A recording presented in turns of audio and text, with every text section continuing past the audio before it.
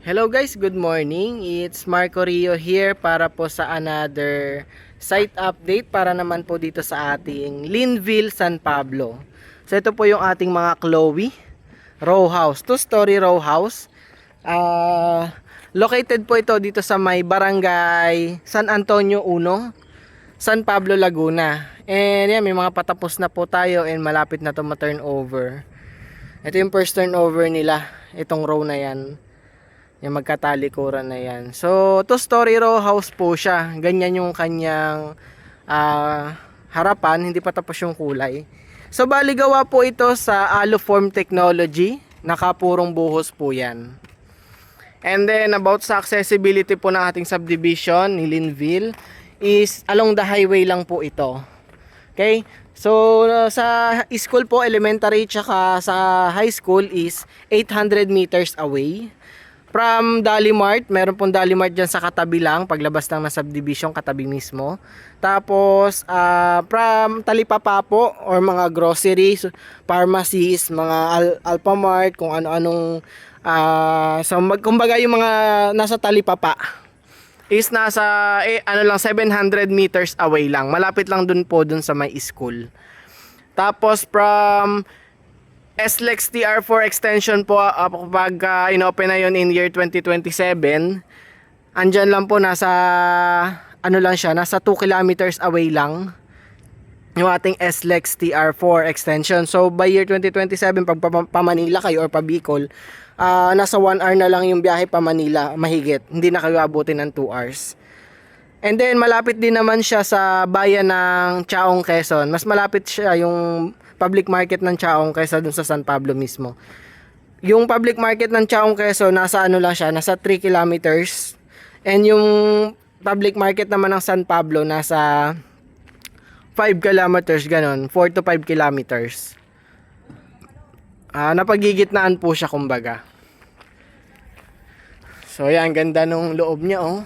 Pasukin po natin kung ano yung medyo mabivisualize na natin sa kanya. Ganyan po yung kanyang harap. And yung kanyang window is sliding na siya. Tapos meron siyang parang ceiling dun sa taas. Oh. Yung sa bandang labas.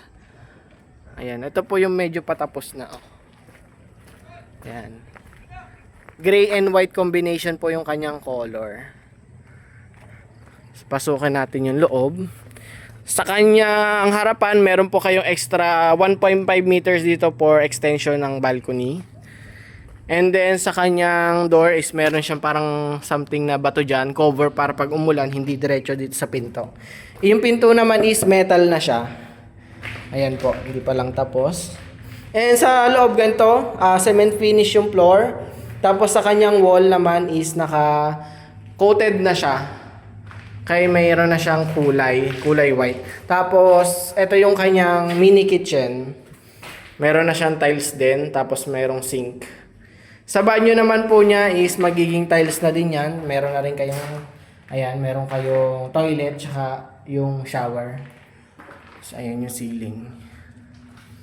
Sa likod naman po, meron kayong extra lot dito. Ayan po. So, sarado na din siya. Okay. Sarado na po yan. Upon turnover, isasarado na rin naman yan sa inyo. Diyan, oh. Yan. Tapos dito yung pwede ilipat yung kitchen dito or kaya service area. Ito na yung bandang taas. Ganun, no? So, ang ganda, lawak ng likod. 2 meters po yung lawak dun sa likodan. Akit naman tayo sa may second floor. Ito yung kanyang hagdan. Meron ng metal railings. Tapos medyo malawak yung kanyang hagdan. Ano siya? Nasa 1 meter siya mahigit. Pag ganun. Yan, pagpalagay dyan.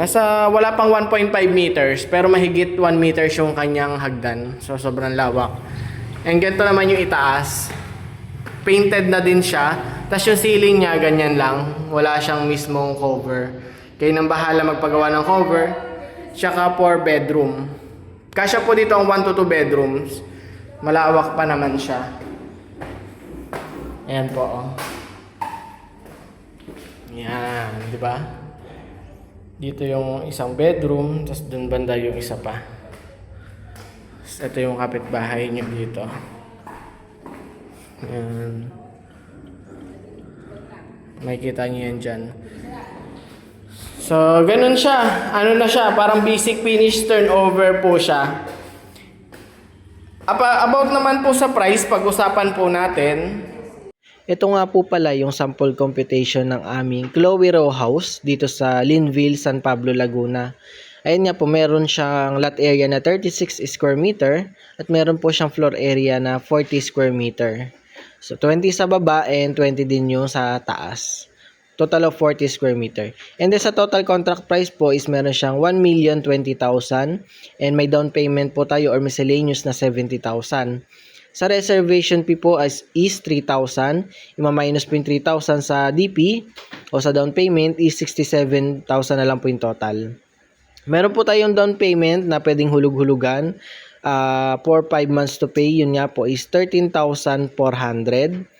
And meron tayong 12 months to pay na 5,884. And sa 17 months to pay naman po is 3,941. Yun nga po, si Linville Chloe Row House namin ay naka-extended for PH program.